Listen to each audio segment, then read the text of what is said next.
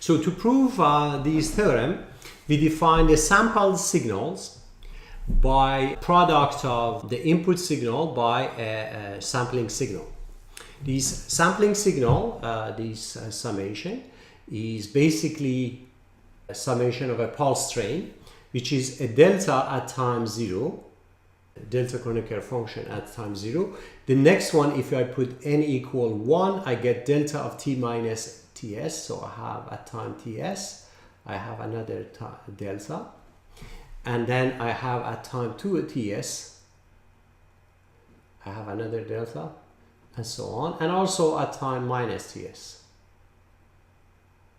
Okay.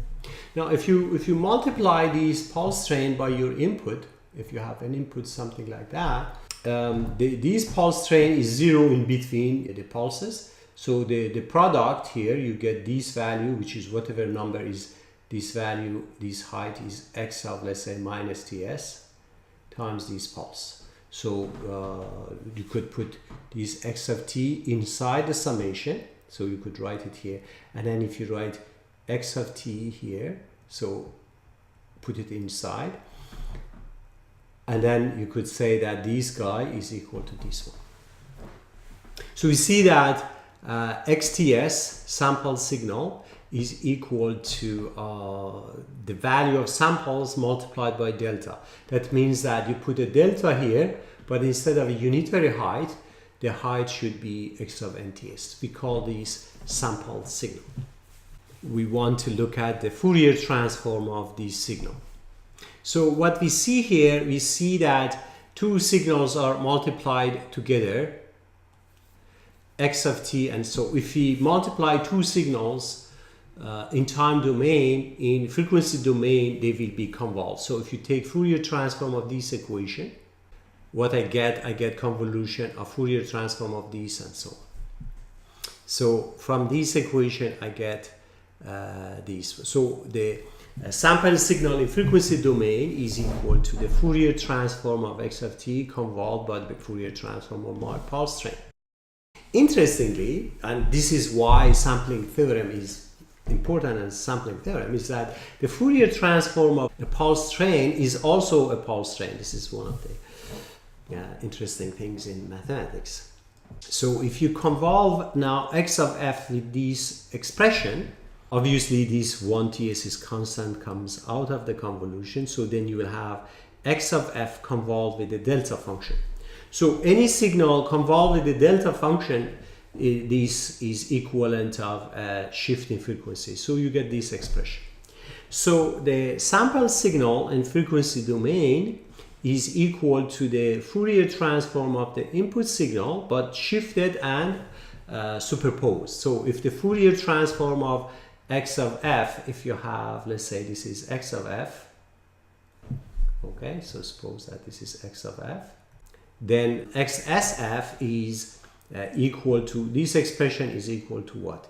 You have 1 over ts x of f. If I put k equals 0, so if I put k equals 0, I get x of f. If I put k equal 1, I get 1 over ts x of f minus f of s.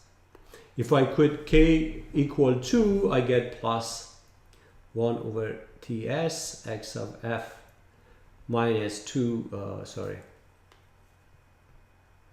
minus 2fs. So, and then I have to add them together. So if I plot this one, the difference is that I get the same xf, the same triangle, but instead of, let's say, if here I have 1, here I get 1 over ts.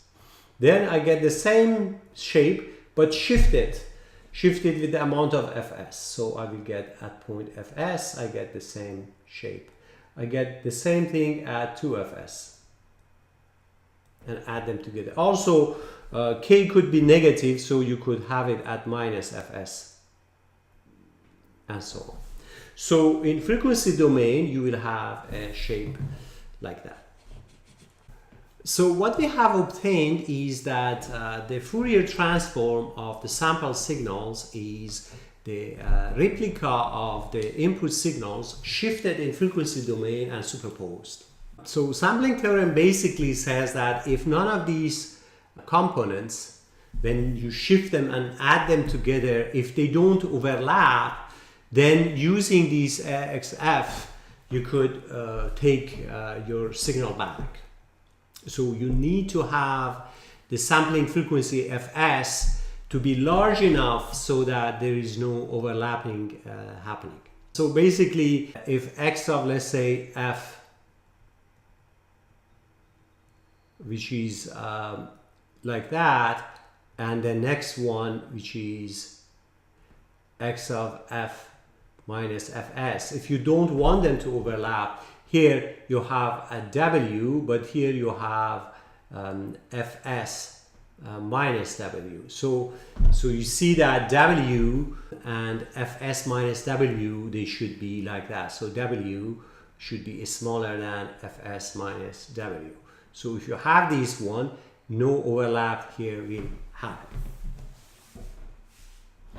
So in that case, you could say that the Fourier transform of your input signal could be taken directly back from your sample signal in frequency domain.